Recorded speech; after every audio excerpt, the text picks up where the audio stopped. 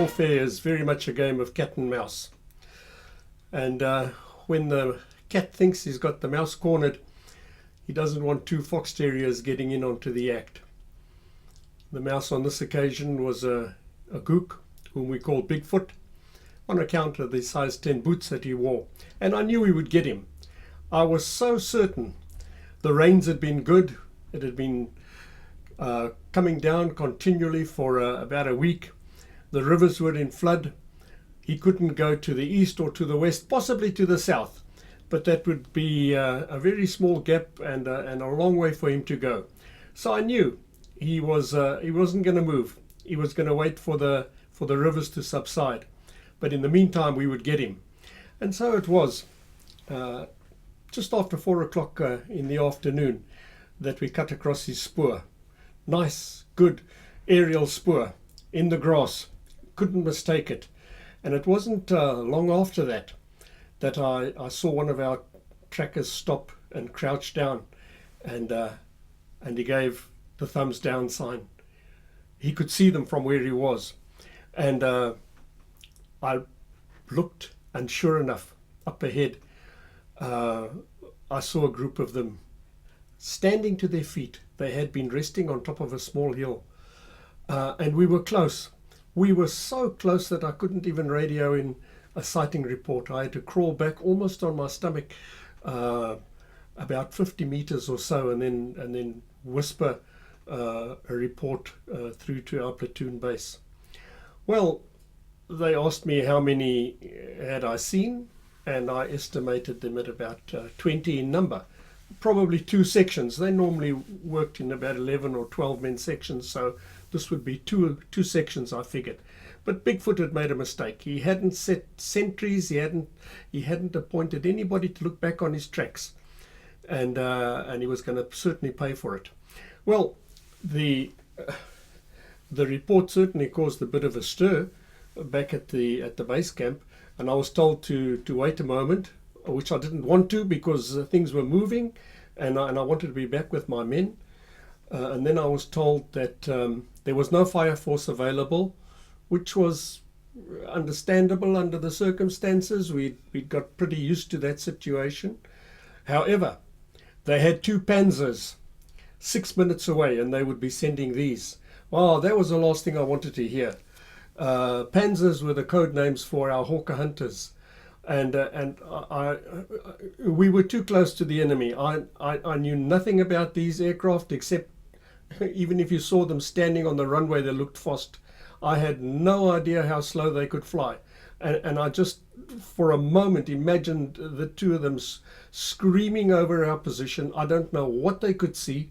And then me having to try and give directions from the ground. And as it was, the bush was so thick here, I could hardly see the hills around me.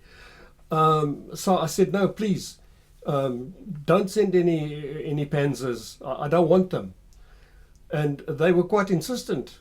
And I said, I don't want them. Please don't send them. And eventually I just cut the conversation short by saying, wait out. And I switched the radio off. And then went back to my men.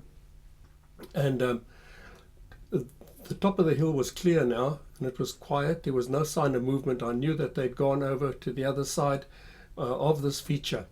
And so I formed the men up in an extended line, and we started moving forward. Logic told me that they wouldn't be on the other side of the hill, that they would keep on moving. But you never know. You never know. And so as we started climbing up this hill, and we got near the top, I was expecting any minute to see gooks jump up and open up on us from an ambush position, but nothing happened. We crested the hill, and we found some low-lying ground in front of us, and then the ground rose again. I could hear the sound of the Dandy River over to my right, and I knew we were very close to that. The river was in flood, and I could hear it. I stopped to just look ahead of me and see if there was any more movement in the bush. I couldn't see any. And then I got the line moving forward again. And we came to the edge of, well, I won't say it was a precipice, but it was certainly ground that was falling away from us very steeply, down to a tributary that ran into the main Dandy River. And as I stood there looking down to see if I could see any movement, somebody fired a shot. And my heart just sank. I don't know who or why they initiated the contact. But when I looked to my right, I could see through the bush, across the Dandy River, onto the sandbank, I suppose about 200, 300 meters away from me, were a group of gooks. And they were hurriedly trying to get some kit together. And I was surprised, because I thought, how did they get down there so quick? I mean, a moment ago they were up here on the hill. How could they possibly have got down to the stream, gone along it, and then got over the swollen river? But what I didn't know at the time was that there were two bunches of gooks. There was one group that were now split. Half were on one side of the Dandy River, the other half were on the other. There was the group that we were following. But yet there was still a third group coming down the opposite side of the stream. And at that stage, I had no idea. Well, of course, when the shot was fired, as it were, all hell broke loose. The whole place reverberated with the sound of gunfire. I had an American MAG gunner with me, an excellent man, a real credit to his country, solid, quiet man, dependable. And I could hear him banging away with his MAG over to my right. And then we started descending this hill. And I'd got about halfway down this almost cliff face when somebody opened up on me, and I could hear the shots going past my head. Kata, kata, kata. And I thought, who on earth has got me visual? How can they see me from the other side of the Dandy? But I didn't know these shots were coming from the third group. Well, I fired off a few rounds in return. I couldn't see who was shooting at me. I couldn't see any movement, but it seemed to have done the trick, and the firing stopped. But I was getting into a panic, because the contact was going on now for quite a while, as far as these things go. Usually it's just a few seconds and it's over, but this one was getting quite prolonged. And when I got to the bottom of the stream, I was really concerned now that I was losing control of everything. I didn't know where my men were, and I could just hear the firing going further and further away from me over to my right. Well, I jumped into the stream, and the water rose up to my thighs, and I struck out as fast as I could, splashing through this tributary toward the Dandy River. And the gunfire was still continuing, and it seemed to be coming from all sides. Somebody appeared on my left-hand side. It was one of my men, and he frantically called to me and signaled that I should get out of the water, that they would pull me. Well, I knew there was a chance of that, but I was really concerned that I didn't know what was going on, and I desperately needed to get a grip of things. So I ignored him for the moment and continued for a few more meters down this water course. But I very quickly changed my mind when I realized that somebody was opening up on me again. So I scrambled up on the bank and ran as fast as I could toward the river. And when I got there, I saw that my men were firing from positions of cover. I looked quickly. I couldn't see the enemy anywhere, and I called for everybody to stop shooting. And when the noise died down, I had a good look, and I said to one of the trackers, National Parks game warden, as it turned out, what did he make of all of this? And then he explained to me that we'd encountered 3 groups, and one of which was in the process of crossing the river. And I said to him, how on earth did they get across the river? And he said he doesn't know either. It was a mystery. But then one of the men called out, they had found, of all things, an inflatable boat that had been moored to some boulders. I was absolutely amazed. I'd never heard of this before, and it was many years later before I'd come across this in a book by Ronry Daly, that the Gooks occasionally used inflatable rafts like this. But I had never seen it before, never heard of it. But here it was in front of us. So I radioed in a contact report, and they asked if there were any injuries on our side, and there were none wounded, any enemy killed, and the men assured me that they'd got one guy going up a cliff on the other side of the river, but he had fallen in the bush and he was there somewhere. I was then told to try and recover the kit on the other bank before nightfall. So the game warden and I climbed into the rubber craft, and we paddled over across the swollen Dandy to the other riverbank. And we started loading up as much as we could. I could see it would take many trips. There was an enormous amount of kit lying around. I picked up an AK that had been abandoned, and it had a pencil grenade on the end of it. I took off the magazine quickly and just made sure that they were all ballistrite cartridges in there, put the magazine on, and then trained the weapon in the direction that I thought the Gooks must have gone, and fired off the grenade. Well, it gave a very satisfying thud as it exploded down in the gorge. And I thought, boy, this chap should have rather, instead of abandoning this thing and running for it, he should have just let us have it with it, because it seemed a pretty effective weapon. I then found another AK with a bayonet on the end. Oh man, these were such prized possessions. We weren't supposed to take them. All captured kit was supposed to go to the Selous Scouts.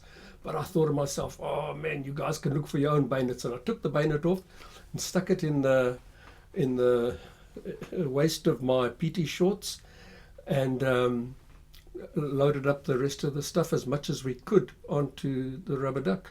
Well, of course, there wasn't any room for me, and the game warden set off across the river, and I just took cover and watched the bush. But it was quiet. He came back while I was still foraging around and finding more kit and throwing it in a pile. And then I heard him anxiously calling my name. I looked at him, and I could see that the man was in a panic. He was being swept down the river, and he didn't have enough strength to paddle the boat on his own to where I was. And this was quite an alarming thing to witness. Apart from the fact that he was a human being who was in danger of drowning, the man himself was a living legend. I mean, his fame went back to the days of Operation Noah, when they're building the Kariba Dam, and if I stood there and watched him perish, my name would forever be linked with his in the most unpleasant way. And so, without a thought further than that, I leapt into the river, and I was swept along a short distance. I managed to get a grip on this craft, and somehow, with him paddling and me kicking my feet, and we found a way to bring this thing to shore. But it was a tremendous physical effort to do that, and I was exhausted. I just had to lie down on the sand over there and get my breath again. And then I felt, and the bayonet was gone. I had lost it in the river. Well, it was gone, but at least my companion was safe, and very grateful. So we decided, let's just leave the kit there. It wasn't worth it. It was too dangerous. I just took the AK with me, that's all. And of course my own weapon. And we set off again across the river, and what a struggle it was getting back to our own men. But we were joyously received, and somebody made some tea for us. And so we spent the night there, waiting to see if the gooks would come back for the kit, but they didn't. And of course, the next morning, somebody very wisely pointed out that, we would have to carry all the stuff back up the ravine and back up the cliff face. And that didn't seem like a very good idea to us. So we decided that we would dump as much of it as we could in the river, which I suppose was probably an illegal thing to do. But we set about it. I mean, there was so much stuff there. The one pack I opened belonged to Bigfoot. I realized it immediately when I saw his boots. And I thought, well, I'll have these for sure as a momentum. And in amongst his kit, I found a complete uniform, nice sort of olive green. I pulled it out, and the American came walking up to me, and he said, "That's East German. That's East German." And there was a nice web belt with it, with a chromium-plated buckle with a star on. And I thought, well, let me try all this on, and it fitted me.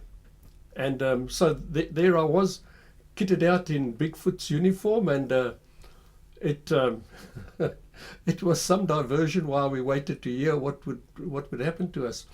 And then the Americans started tossing grenades into the river.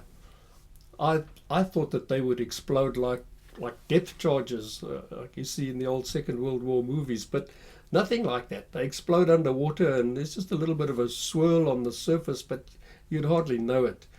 And he must have thrown a good few dozen of these into the river, and he seemed to be getting some fun out of it. And I let rip a couple of magazines with the AK, and that brought the radio alive very quickly, because the sound of gunfire had been heard in various locations, and they thought it was another contact that had broken out.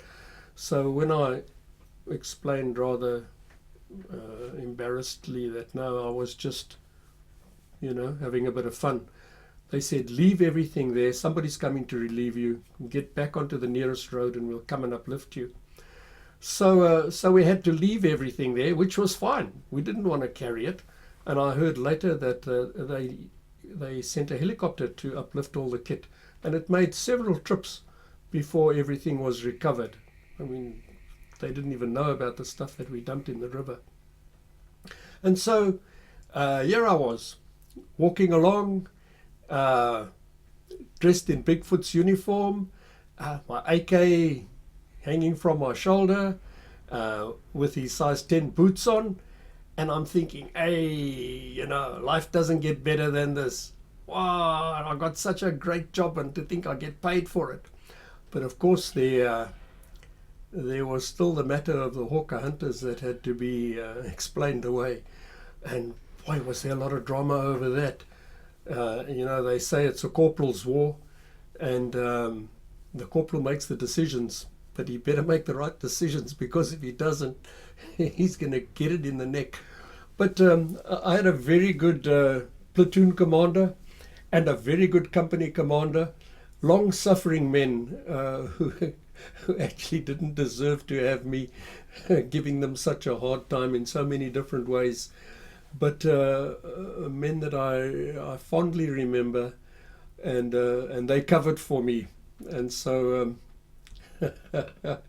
I suppose that's how it is when it's a corporal's war.